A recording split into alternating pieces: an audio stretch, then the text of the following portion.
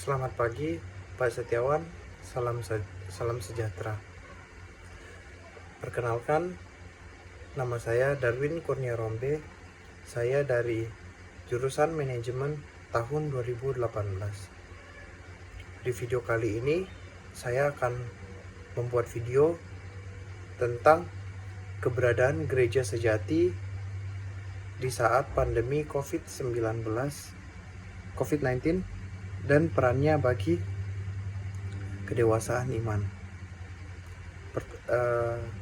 Pertama-tama kita ketahui bahwa di tengah pandemi COVID-19 ini kita banyak sektor yang dirugikan. Salah satunya kegiatan ibadah yang terganggu. Contohnya banyak kegiatan usaha yang ditutup atau tidak bisa menjalankan kegiatan usahanya karena pandemi ini. Dan kita juga tidak dapat beribadah di gereja dikarenakan adanya pandemi ini, sehingga kita hanya dapat beribadah melalui virtual online saja, melalui YouTube, melalui sosial media, atau kita hanya dapat mengikuti khotbah melalui video yang ada di YouTube. Dengan adanya pandemi ini juga kita tidak dapat bebas berpergian kemana-mana, sehingga pemerintah kita menerapkan PSBB dan menganjurkan kepada kita kepada masyarakat agar tetap di rumah saja untuk memutus rantai penyebaran virus corona ini.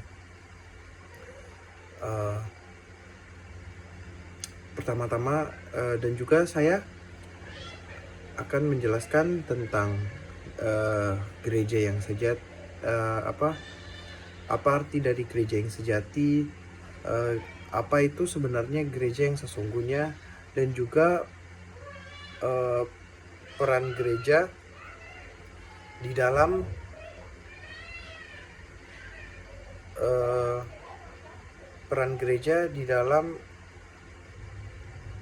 dalam masa-masa pandemi COVID-19 ini untuk menguatkan iman umatnya. Gereja sebenarnya bukan tentang orang itu sendiri. Gereja sebenarnya bukan tentang gedung, tetapi melainkan tentang orang-orang percaya yang percaya kepada Tuhan. Gereja sejati itu merupakan merupakan umatnya sendiri yang memiliki hati untuk bertobat, dan juga gereja merupakan orang-orang yang dipanggil oleh Allah keluar dari masa lalunya yang penuh dengan dosa dan menuju kepada terang ajaib Tuhan, atau memiliki kehidupan yang baru bersama dengan Tuhan.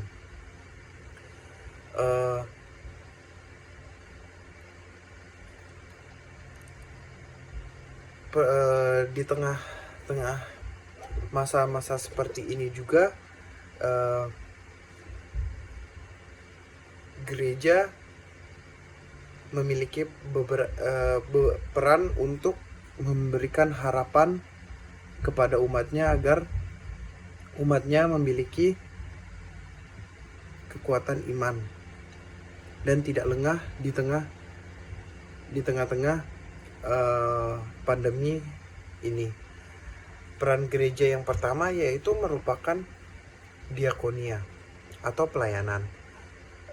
Pada poin ini juga kita sebagai umat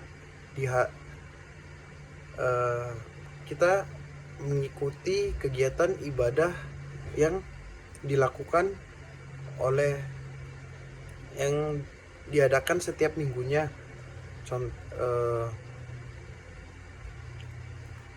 Di setiap oleh minggunya gereja gereja tujuan utamanya yaitu agar kita sebagai umat bisa melayani Tuhan. Kita melayani Tuhan yaitu dengan kita bisa memberikan kasih kita sendiri itu kepada sesama kita.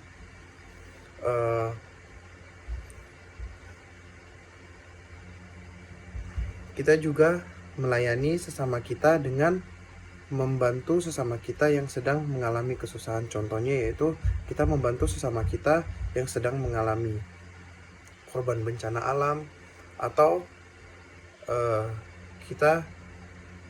seperti di masa sulit seperti ini, banyak dari saudara-saudara kita yang kehilangan pekerjaan mereka.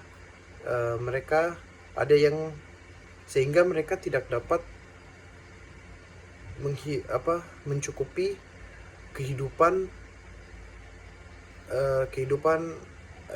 kebutuhan harian mereka. Jadi kita hadir sebagai umat Allah yang diberkati oleh Tuhan. Kita memberikan bantuan kepada mereka, kita memberikan harapan baru, kita membantu mereka dalam penguatan iman kepada mereka. Dan juga kita juga bisa memberikan amal bagi saudara-saudara kita, kepada orang yang terlantar, kepada yatim piatu, dan juga bagi mereka yang membutuhkan kasih sayang. Kita memberikan dan kita menunjukkan bagaimana kasih Tuhan itu kepada mereka dan memberikan mereka harapan baru. Yang selanjutnya kita akan membahas tentang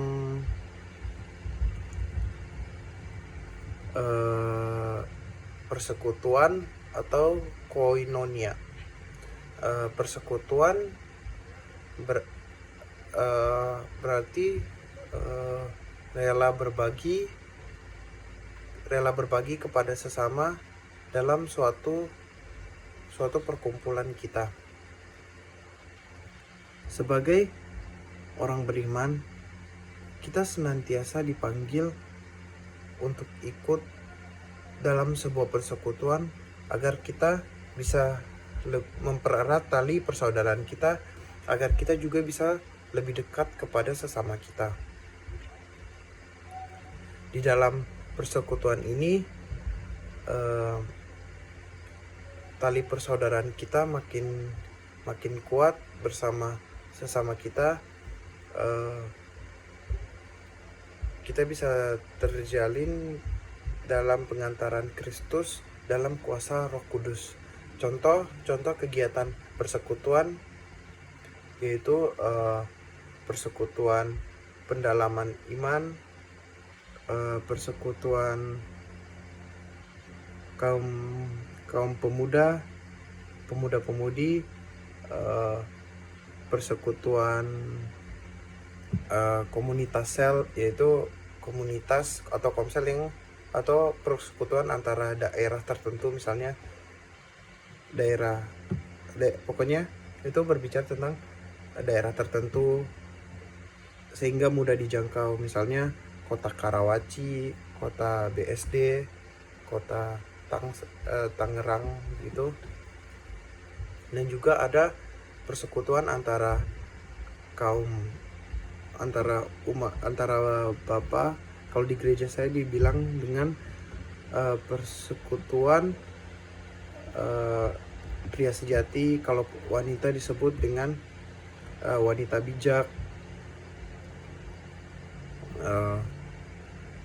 Dan yang ketiga merupakan pewartaan atau kerigama. Pewartaan berarti kita membawa kabar gembira bagi seluruh umat, yaitu kita juga diberikan mandat oleh Tuhan agar kita memberikan Injil kepada sesama kita, dan juga Tuhan ada di tengah-tengah kita. Gereja memberikan pewartaan itu, contohnya yaitu memberikan yang saya tahu ada katekisasi, ada katekisasi sebelum baptis, ada juga penerimaan sakramen tobat, ada juga sakramen perkawinan, ada juga sakramen dalam pendalaman iman. Dengan melakukan pewartaan, kita sudah dapat dikatakan membantu umat Allah untuk mendalami kebenaran firman Tuhan. Dengan demikian umat Allah bisa hidup kekal, tidak mudah goyah, dan tetap setia kepada pengajaran Tuhan Yesus.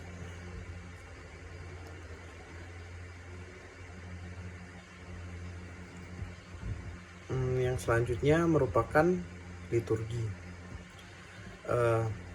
Dalam hidup beribadah, ibadah merupakan sumber dan pusat untuk beroleh iman dalam Yesus Kristus.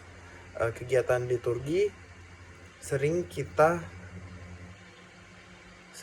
lakukan pada hari Minggu, ketika kita ibadah di gereja sebagai umat Kristiani. Kita bisa mendalami iman dengan mengikuti liturgi di gereja, dan kita juga rajin dalam membaca firman dan mengikuti dan berdoa. Contoh-contoh liturgi di dalam gereja yaitu kita mengikuti tata ibadah di hari Minggu, kita ikut dalam pelayanan yang ada di dalam gereja, dan sebagainya. Dan dengan adanya persekutuan, kita sebagai umat manusia, kita sebagai umatnya Allah diharapkan agar kita bisa bersatu dengan yang lainnya tanpa membedakan adanya perbedaan suku, perbedaan apapun itu, tetapi kita tetap satu karena Kristus yang telah menyatukan kita.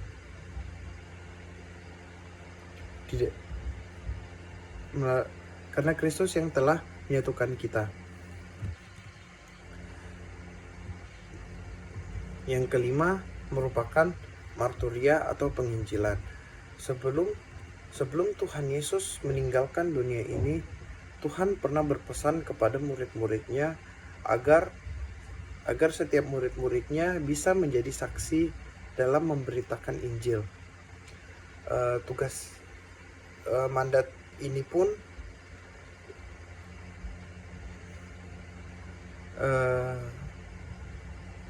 pun Tuhan berkenan agar kita sebagai umatnya bisa melakukan hal yang sama, yaitu menjadi saksi Kristus di tengah-tengah masyarakat. Hal ini kita bisa melakukannya dengan hal yang sederhana, yaitu kita bisa dapat melakukannya dengan, contohnya kita melakukan perilaku yang baik. Hal yang paling sederhana, kita melakukan perilaku yang baik, dan juga kita menunjukkan bahwa kasih Kristus itu ada pada diri kita. Dan selanjutnya ketika kita sudah mulai bisa menerapkan itu, kita sudah bisa melakukan ke level berikutnya, yaitu memberitakan Injil itu kepada sesama kita. Perwujudan iman. Gereja berperan juga dalam perwujudan iman, yaitu gereja menumbuhkan iman para umatnya yang diajarkan oleh Tuhan Yesus. Gereja juga harus menunjukkan bentuk pelayanan yang dilakukan yang dilakukan oleh Tuhan Yesus selama Tuhan berada di dunia ini, dengan menunjukkan kasih-Nya, dan gereja membentuk iman setiap umatnya di dalam gereja. Tak hanya gereja saja, kita sebagai umat juga dituntut agar kita mewujudkan iman kita sebagai bukti kalau kita ini sebagai orang Kristen, dan perwujudan iman ini berupa penyerahan total kepada Tuhan Yesus. Kita juga harus selalu menyertakan seluruh hidup kita kepada Tuhan. Melalui iman kita, dan juga kita menyatakan iman kita secara tulus dan penghayatan kepada Tuhan, dan kita harus menghayati kepada Tuhan. Tanpa adanya menghayati iman dengan tulus,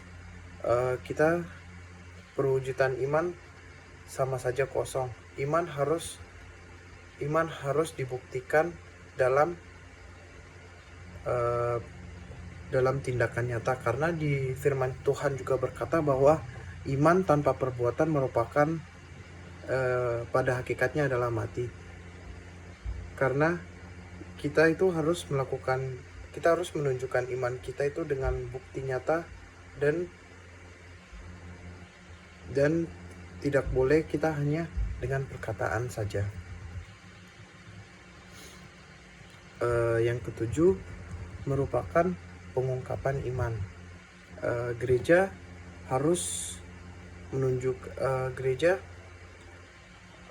berperan sebagai pengungkapan iman dengan komunikasinya kepada umat. Dengan cara berkomunikasi, yaitu merupakan cara untuk mengungkapkan iman akan Kristus Yesus. Pengungkapan iman bisa dinyatakan dalam bentuk yang khusus dan eksplisit. Contohnya dalam pewartaan pelayanan dan perayaan Ekaristi yang diadakan di gereja.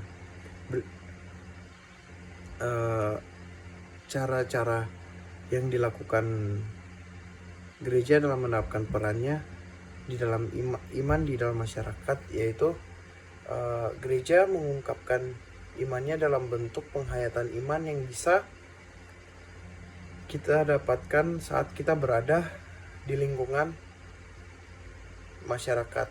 Iman diungkapkan secara nyata, namun tidak secara kentara, alias kita memperlihatkan sikap dari iman.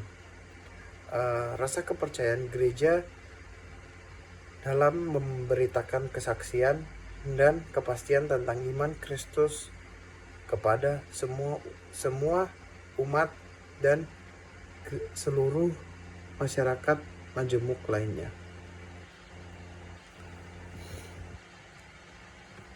Selain itu,